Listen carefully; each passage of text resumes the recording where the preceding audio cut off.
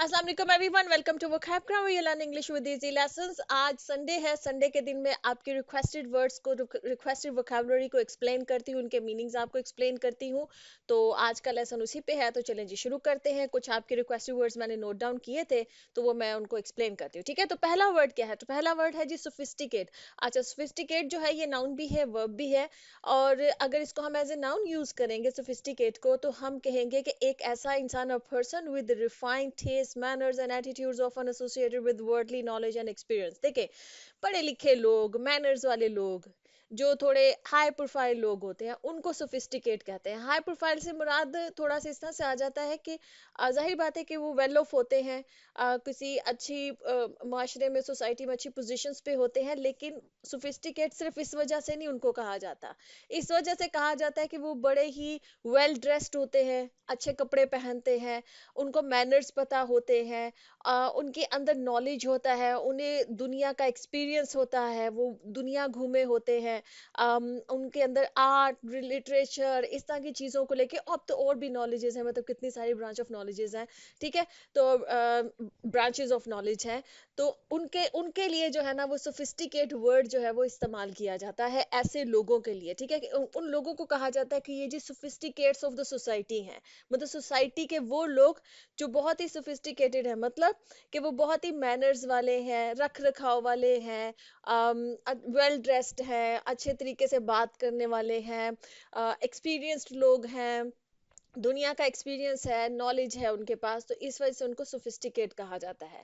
इसका जो second meaning है, जो एज ए वर्ब यूज होता है, उसका मतलब होता है to make something more complex and refined. अब इसको समझ लीजिए, किसी चीज को सोफिस्टिकेट करने का मतलब ये है कि वो चीज जिस कंडीशन में पहले थी, उसको मजीद रिफाइन कर देना, उसको मजीद अच्छा कर देना। लेकिन उसको मजीद अच्छा करने में उसके अंदर कॉम्प्लेक्स, वो उसका जो सिस्टम है वो कॉम्प्लेक्स हो जाता है। ठीक है, जैसे फॉर एग्जांपल मैं आपको बताती हूँ, ये सोफिस्टिकेट किसी चीज को अच्छा करने में, रिफाइन करने के लिए जो ये वर्ड यूज होता है, वो अक्सर सिस्टम्स के लिए यूज होता है, प्रोसीजर्स के लिए यूज होता है, जो इक्विपमेंट्स होते हैं, जो भी हम गैजेट्स यूज करते हैं, उनके लिए इस्तेमाल होता है। ठीक है, जैसे कि पहले जो फोन होते थे हमारे पास, अब जो स्मार्टफोन्स हैं, ये एक सोफिस्टिकेट जो है ना फॉर्म है फोन्स की। इससे पहले जो हमारे पास मोबाइल फोन्स होते थे, वो इतने रिफाइंड नहीं थे। अब स्मार्टफोन के अंदर कितने सारे फीचर्स हैं। ठीक है, तो अब ये सोफिस्टिकेट इसको कर दिया गया है। अब हो सकता है कि आने वाले दौर में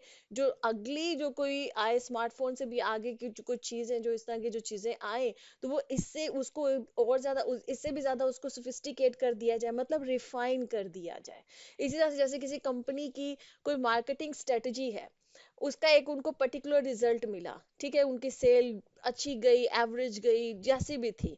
अब वो अपनी मार्केटिंग स्ट्रेटजी को लेकर बैठे हैं, और जो भी उनकी मार्केटिंग कैंपेन थी, जो भी था, अब वो उसको मजीद सोफिस्टिकेट करने लगे, मतलब मजीद रिफाइन करने लगे। जो पहली मार्केटिंग की जो भी उनकी स्ट्रेटजी या कैंपेन में जो भी उनकी गलतियां थी, उन गलतियों को वो थोड़ा सा मतलब ठीक करेंगे, करेक्ट करेंगे, उसको मजीद बेहतर करके जो है ना वो मार्केट में लेके आएंगे, ताकि उनका जो ब्रांड इमेज है वो और अच्छा हो, इम्प्रूव हो। ठीक है, तो अब उन्होंने अपनी मार्केटिंग कैंपेन को क्या किया, सोफिस्टिकेट कर दिया। इसी तरह से जैसे सॉफ्टवेयर्स होते हैं, अभी मैं स्मार्टफोन्स की एग्जांपल दी, फोन्स की एग्जांपल दी, सॉफ्टवेयर्स का भी यही है ना, कि जो पहला वर्जन होता है, जो उससे नेक्स्ट आने वाला वर्जन होता है, वो सोफिस्टिकेट करके आता है, मतलब उससे बेहतर होता है, उससे ज्यादा रिफाइन करके आता है, उसमें ज्यादा फीचर्स होते हैं, और उसकी वजह से उसमें कॉम्प्लेक्सिटी भी जाहिर है, वो सिस्टम पे पीछे जो वर्क कर रहा होता है वो कॉम्प्लेक्स सिस्टम होता है जो वर्क कर रहा होता है। ठीक है, आई होप को सोफिस्टिकेट समझ में आ गया। अब ये जो दोनों सेंटेंसेस है, पहला हम एज ए नाउन यूज करेंगे इसको। The party was filled with sophisticates who engaged in intellectual conversations about art and literature. ठीक, कि जो पार्टी है उसमें मतलब सोफिस्टिकेट्स आए हुए थे, मतलब ऐसे लोग, सोसाइटी के वो लोग जो बड़े रख रखाव वाले लोग हैं, पढ़े लिखे लोग हैं, इंटेलिजेंट लोग हैं। ठीक है, वो आए हुए थे, who engaged in intellectual conversations, जो बड़ी ही इंटेलेक्चुअल किस्म की कन्वर्सेशंस जो ना पार्टी के अंदर एक दूसरे के साथ कर रहे थे, गुफ्तगू उनकी बड़ी इंटेलेक्चुअल किस्म की थी, बड़ी पढ़ी लिखी किस्म की गुफ्तगू थी, about art and literature, art और लिटरेचर से रिलेटेड जो है वो बातचीत कर रहे थे। ठीक, अच्छा, अब सेकंड जो इसका सेंटेंस है, वो एज ए वर्ब हम इसको अब यूज करेंगे, और वो है the fashion designer decided to sophisticate her clothing line by using luxurious fabrics and intricate detailing. ठीक है, अब उसने क्या किया है कि जो फैशन डिजाइनर है उसकी पहले जितनी भी, जाहिर बात है, उसके जितने भी क्लोथ्स आते थे, अब उसने जो अपनी नेक्स्ट जो क्लोथिंग लाइन है, जो नेक्स्ट उसने अपनी निकालनी है, जो भी क्लोथ्स उसने, कपड़े जो भी उसने डिजाइन कर रही है, वो उनको पहले से सोफिस्टिकेट कर रही है, मतलब और ज्यादा उनको फैशनेबल कर रही है, और ज्यादा उनको रिफाइन कर रही है, उसके डिजाइन, उसके फैब्रिक्स, हर चीज के ऊपर, डिटेल्स के ऊपर वो वर्क कर रही है, ताकि पहले से ज्यादा अच्छे कपड़े वो बना सके, तो उसने उसको सोफिस्टिकेट कर दिया, रिफाइन कर दिया उनको, ठीक है। अच्छा जी, नेक्स्ट हमारे पास वर्ड है वो है जी कंसीडर। कंसीडर का जो है ना, ये वर्ब है, बहुत कॉमनली यूज होने वाला वर्ड है, जो मैंने पढ़ा। अच्छा, इसकी बहुत ज्यादा रिक्वेस्ट थी, बहुत सारे लोग, काफी कमेंट्स मैंने पढ़े जहां पर जो है ना वो कंसीडर के बारे में कहा जा रहा था कि इसको एक्सप्लेन करें, ठीक है। इतना मुश्किल वर्ड नहीं है। कंसीडर का मतलब होता है to think about something carefully. किसी चीज को कंसीडर करने का मतलब ये है कि आप उस चीज के बारे में सोच रहे हैं, किसी चीज के बारे में सोचने को कंसीडर करना कहते हैं। आप उस पर गौर कर रहे हैं, ठीक है। गौर और फिक्र की सेंस में कैसे, मतलब गौर करना, सोचना, इस सेंस में कंसीडर का मतलब होता है कि भाई, जैसे कि किसी इंसान ने आपको आकर कोई मशवरा दिया, या उसने अपनी कोई ओपिनियन दी, कुछ भी दिया, जैसे आपको कोई मशवरा दिया, और वो मशवरा देने के बाद कहता है कंसीडर माई पॉइंट। कहने का मतलब क्या होता है कि ये जो मैंने तुम्हें पॉइंट तुम्हारे सामने रखा है ना, या जो भी मैंने तुम्हें सुजेशन दी है, जो मशवरा दिया है, कंसीडर माय सुजेशन या कंसीडर माय पॉइंट, कि जो बात मैंने तुम्हारे सामने रखी है ना, इसके ऊपर गौर करो, इसके बारे में सोचो। तो कंसीडर का मतलब होता है किसी चीज के बारे में सोचना, किसी चीज के ऊपर गौर करना, ठीक है। तो उसको कंसीडर करना कहेंगे, वर्ब है ये। तो क्या हो गया इसका sentence? Before making a decision it is essential to consider all the possible outcomes and consequences. देखिए, आप कोई भी फैसला करने जाते हैं ना, तो उससे पहले ये जरूरी होता है कि आप गौर करें, आप सोचें कि ये जो मेरा फैसला होगा, इसकी आउटकम क्या हो सकती है, इसके नताइज क्या हो सकते हैं, ठीक है, क्या रिजल्ट्स इसके निकल सकते हैं, ये जो मेरा फैसला जो मैं करने जा रहा हूँ, ठीक है। तो वो कंसीडर करना होता है, सोचना होता है उसके कॉन्सिक्वेंसेस को, उसकी आउटकम्स को, ठीक जी।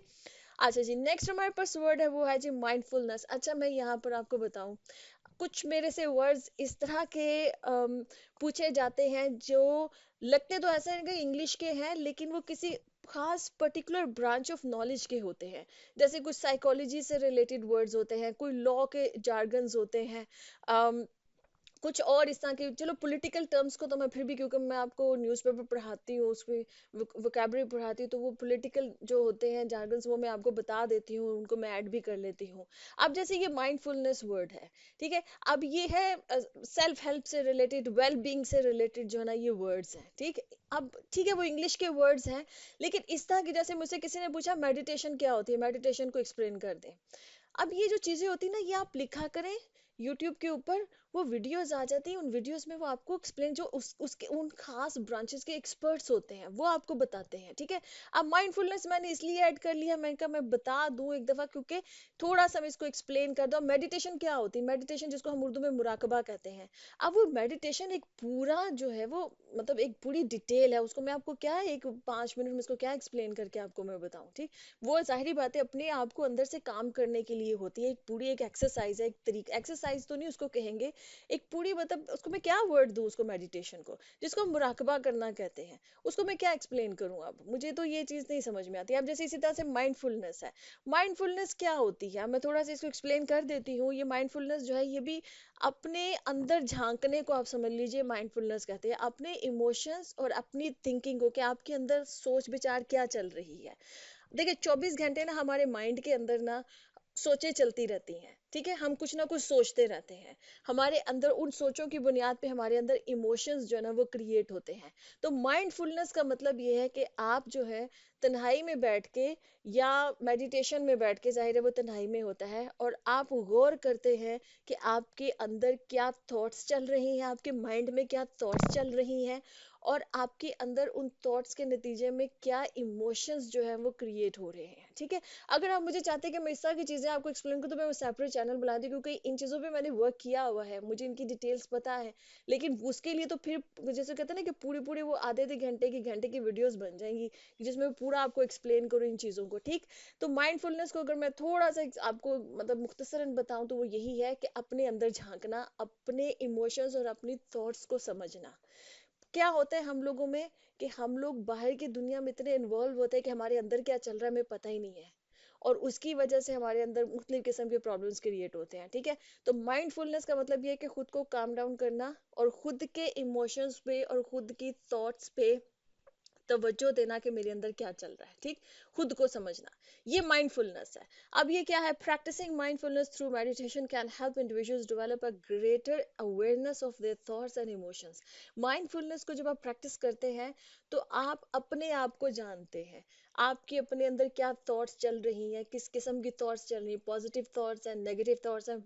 मोस्टली नेगेटिव थॉट्स ही होती हैं, उनको पॉजिटिव में कन्वर्ट करना होता है, आपने खुद करना होता है, ठीक है। उसके लिए एक मतलब कॉन्शियस प्रैक्टिस चाहिए होती है उसके लिए, ठीक। और उससे क्या होता है कि ग्रेटर अवेयरनेस, आपको अपने बारे में, जिसको कहते हैं ना अपने बारे में आपको आगाही होती है, जैसे जिसको हिंदी में क्या है, जानकारी बोलते हैं, हाँ। तो अपने बारे में जो ना इंसान जानता है, तो वो ये जो प्रैक्टिस है इसे इसे माइंडफुलनेस कहते हैं। इसी से रिलेटेड जैसे मेरे से एक वर्ड किसी ने नार्सिसिज्म पूछा था। अब नार्सिसिज्म जो है ना, ये पर्सनैलिटी टाइप होती है। अब ये साइकोलॉजी की टर्म है, इसके ऊपर भी पूरा घंटा बोल सकती हूँ मैं नार्सिसिज्म के ऊपर, लेकिन इस तरह मैं जब आपको वोकैबुलरी पढ़ा रही होती हूँ तो उसमें मैंने आपको एक वर्ड को 1 या 2 मिनट के अंदर आपको एक्सप्लेन करना होता है। मैं इसमें इतना डिटेल में उन चीजों को नहीं बता सकती हूँ, ठीक। अब जैसे नार्सिसिज्म क्या होते हैं, नार्सिसिज्म जो है ना, ये एक पर्सनालिटी टाइप है। ऐसे लोगों को जो इस पर्सनालिटी टाइप के जो लोग होते हैं ना, उनको नार्सिसिस्ट लोग बोला जाता है। और ये जो टाइप होती है पर्सनालिटी टाइप, इसको नार्सिसिज्म बोला जाता है। ये कौन लोग होते हैं जो अपने आप से ना जरूरत से ज्यादा प्यार करते हैं, जिनके हर वक्त जो है ना वो अपनी ही जात के अंदर गुम होते हैं, ठीक। वो अपने आप वो समझते हैं मैं सबसे अच्छा हूँ, मैं सबसे बेहतर हूँ, मैं कभी कोई गलती नहीं करता हूँ। और वो दूसरों के इमोशंस को कंसीडर ही नहीं करते हैं, दूसरों के थॉट्स को कंसीडर ही नहीं करते हैं, कि दूसरे की राय को किसी किस्म की कोई जो है ना वो इम्पोर्टेंस नहीं देते हैं।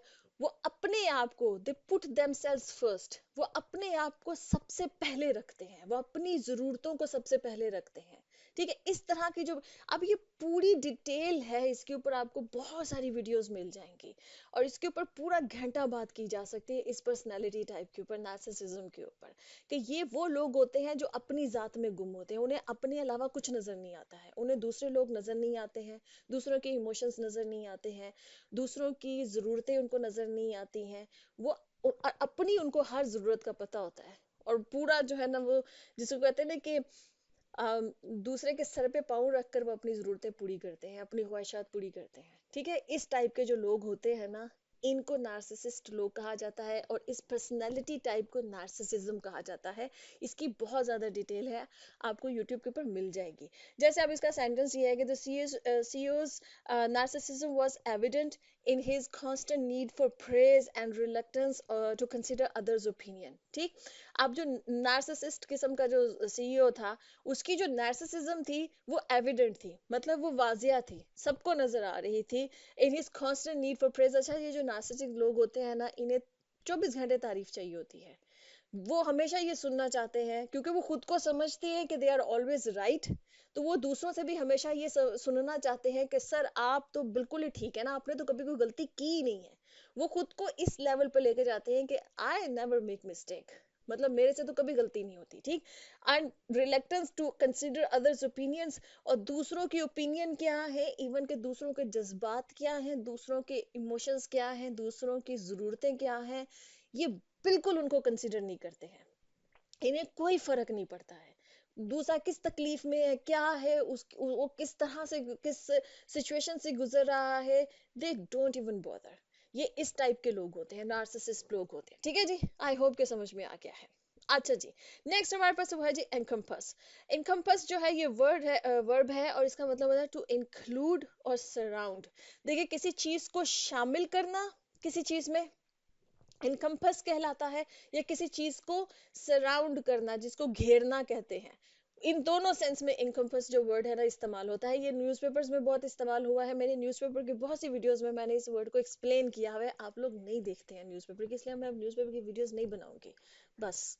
खत्म हो गया। अच्छा जी, तो इसके सेंटेंसेस देख लेते हैं। मैंने कहा शामिल करने के मीनिंग में इस्तेमाल होता है इनकम्पस, और ये घेरने के मीनिंग में इस्तेमाल होता है इनकम्पस। तो हम इसको दोनों जो मीनिंग्स है ना उसमें इसके सेंटेंसेस देख रहे हैं। जैसे कि the curriculum is designed to encompass a wide variety of subjects to provide students with a well rounded education। ठीक है, अब क्या है कि जो करिकुलम जो है वो डिजाइन किया गया, तो उसमें क्या किया गया, उसमें इनकम्पस किया गया, मतलब उसमें शामिल किए गए a wide variety of subjects, मतलब बहुत सारी वैरायटी के जो सब्जेक्ट्स हैं, बहुत सारे सब्जेक्ट्स जो है वो उसमें उस करिकुलम के अंदर शामिल किए गए हैं, ताकि स्टूडेंट्स को एक प्रॉपर जो है ना, एक पूरी वेल राउंडेड, मतलब जिसमें सब कुछ शामिल हो, उन्हें हर चीज का एक प्रॉपर एजुकेशन जो है वो उनको मिल सके। ठीक है, तो अब एक करिकुलम जब डिजाइन किया जाता है तो उसमें क्या किया जाता है, उसमें इनकम्पस किए जाते हैं सब्जेक्ट्स। ये जहन में रख, मतलब उसमें सब्जेक्ट्स जो है वो शामिल किए, कभी मैथ्स भी पढ़ाया जाएगा, और जनाब लिटरेचर भी पढ़ाया जाएगा, इंग्लिश भी पढ़ाई जाएगी, साइंस भी पढ़ाई जाएगी, बायोलॉजी भी पढ़ाई, फिजिक्स, जो भी सब्जेक्ट्स है, आर्ट भी पढ़ाया जाएगा। ठीक है, तो ये सारे क्या है, ये उस करिकुलम के अंदर ये इनकम्पस किए जाते हैं, ये सब्जेक्ट्स, मतलब उसमें उस करिकुलम में शामिल किए जाते हैं। अब सराउंड के मीनिंग में आते हैं। देखिए जैसे सेकंड सेंटेंस है, the stadium's seating arrangement was designed to encompass the playing field. आप सबको पता होगा, आप जब क्रिकेट के ग्राउंड्स देखते हैं, आप क्रिकेट जब देखते हैं, तो जो प्लेइंग फील्ड होती है उसके इर्द गिर्द हर तरफ जो है ना वो सीटिंग अरेंजमेंट होता है। तो वो जो सीटिंग अरेंजमेंट है वो क्या करता है, वो एनकम्पस उसने किया हुआ है प्लेइंग ग्राउंड को, मतलब उसने घेरे में लिया हुआ है ना। प्लेइंग ग्राउंड जब देखें वो गोल होता है, सर्कल में होता है, और चारों तरफ उसके हर तरफ जो है ना वो लोग बैठे होते हैं, सीटिंग अरेंजमेंट किया हुआ होता है उन्होंने। ठीक, तो वो क्या है, उस सीटिंग अरेंजमेंट ने इनकम्पस किया होता है, मतलब उसको सराउंड किया होता है, प्लेइंग ग्राउंड को उसने उसने घेरे में लिया होता है। तो समझ में आ गया, चलें जी।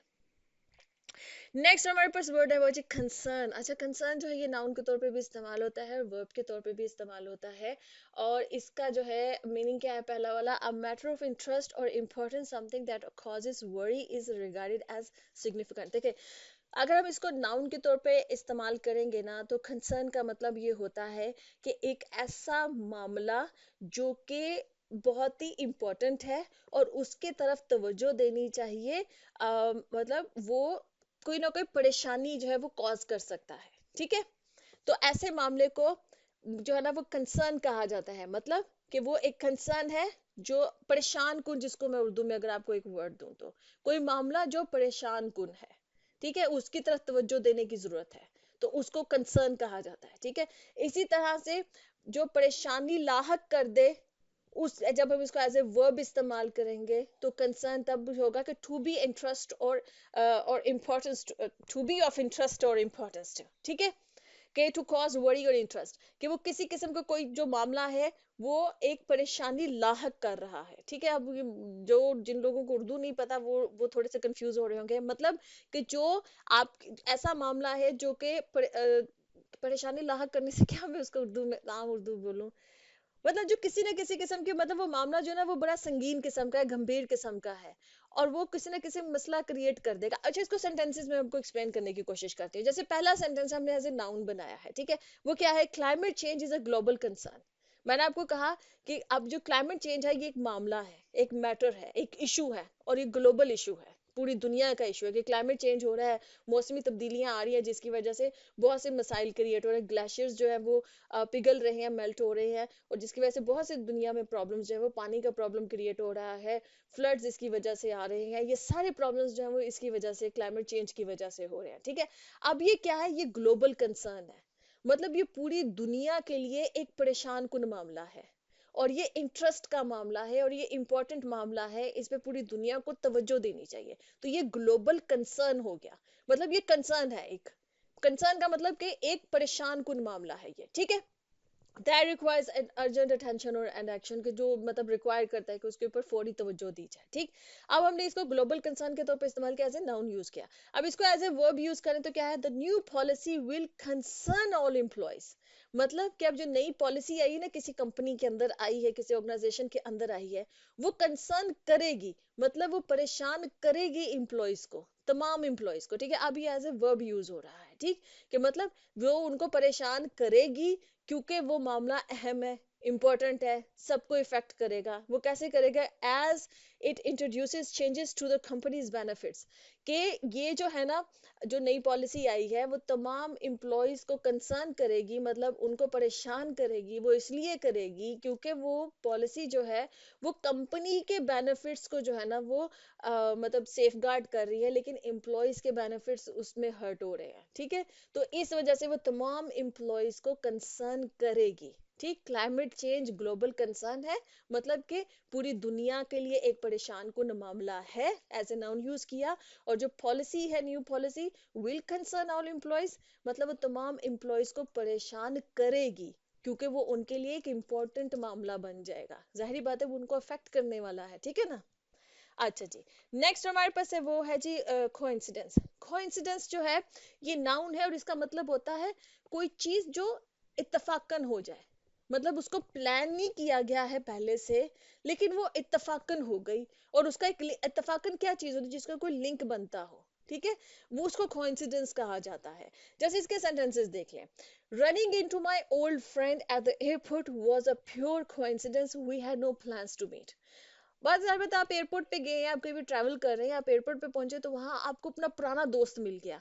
अब आपने वहां पर जो मुलाकात थी वो कोई प्लान तो नहीं की थी कि आपने फोन किया हो दोस्त को, भाई मैं सुबह एयरपोर्ट पहुंच रहा हूँ, तुम भी आ जाओ वहां पे। जाहिर बात है, आप प्लान मीटिंग करेंगे तो आप कहीं और जगह पे करेंगे, किसी रेस्टोरेंट में करेंगे, या उसको अपने घर बुलाएंगे, या आप उसके घर जाएंगे। ठीक है, वो प्लान मीटिंग है।